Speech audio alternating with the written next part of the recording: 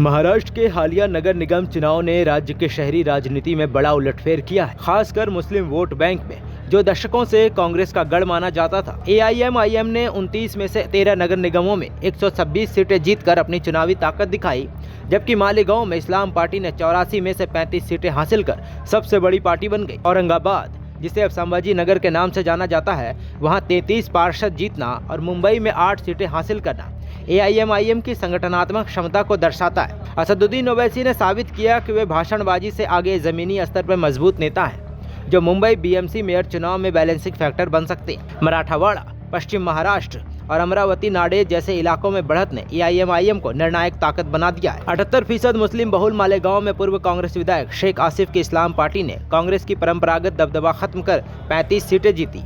AIMIM को 21 मिली। सपा के साथ गठबंधन से मेयर पद लगभग तय है, जबकि एआईएमआईएम विपक्ष की भूमिका निभाएगा। यह स्थानीय नेतृत्व और मुद्दों पर केंद्रित राजनीति की मिसाल है। इस बारे में ओवैसी ने कहा कि 125 नगर सेवक जीतना मेहनत का नतीजा है। इम्तियाज जलील, यूसुफ पुजानी जैसे नेताओं को श्रेय देते हुए तुक्का कहने वालों को जवाब देते हुए उन्होंने वोटरों को अपमान न करने की नसीहत दी।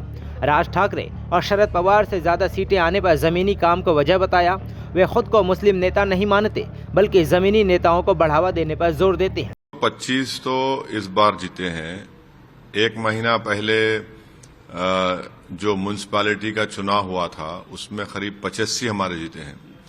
तो अब म्यूनसिपैलिटी और म्यूनसिपल कॉरपोरेशन आप देखेंगे तो करीब 200 के ऊपर हमारे कॉरपोरेटर जीत चुके हैं, अल्लाह के करम से, और हमारे जनता का शुक्रिया जिन्होंने हम पे एतमाद किया।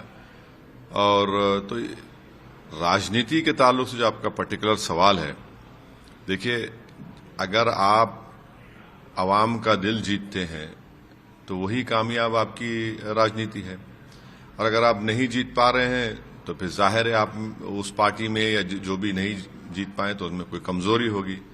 मगर हमारा जो पार्टी का काम करने का तरीका रहा, हम लोग बरसों से काम कर रहे हैं, और क्रेडिट यकीनन देना पड़ेगा जनाब इम्तियाज जलील साहब को, यूसुफ पुंजानी साहब को, मुफ्ती इस्माइल साहब को, वारिस पठान को, और जितने फिरोज आला है, इन सबों ने बड़ी मेहनत की और जमीन पर ये लोग रहकर मेहनत किए।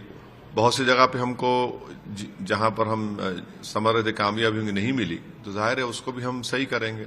वहीं कांग्रेस ने डैमेज कंट्रोल करने के लिए अशरफ आजमी को बीएमसी दल का नेता बनाया, ताकि एआईएमआईएम के प्रभाव को कम किया जा सके, लेकिन ऐसा कर पाना काफी मुश्किल है। मुस्लिम वोट अब कांग्रेस बीजेपी द्वंद्व से आगे बढ़कर सीधे प्रतिनिधित्व चाहता है। बीएमसी मेयर चुनाव में ओवैसी फैक्टर निर्णायक होगा, जो महाराष्ट्र में नई मुस्लिम राजनीतिक धुरी का संकेत देता है। कि कल हमारे पार्टी के सभी नगर सेवकों का एक मीटिंग हुआ। उस मीटिंग में पार्टी के सभी नगर सेवकों ने सर्वसम्मति से मुझे यानी अशरफ आजमी को गठनेता चुना, और हम आज कोकन भवन आए थे सभी 24 लोग। आज हमने यहाँ पर आकर अपना सेल्फ रजिस्ट्रेशन जो होता है नगर सेवक का वो किया, और उसके बाद जो है पार्टी की जो गठनोंदनी थी वो हमने की।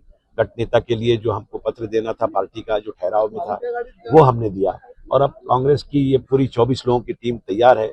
हम लोगों ने स्ट्रेटेजी बनाई है, अलग अलग तरीके से हम इस पे काम करने वाले हैं। हमारे पास हर तरह के लोग हैं, हमारे पास जंजी हैं जो पूरी तरह से हमारे पास तैयार हैं। उनको जो है हम ये हफ्ते में ट्रेन करेंगे।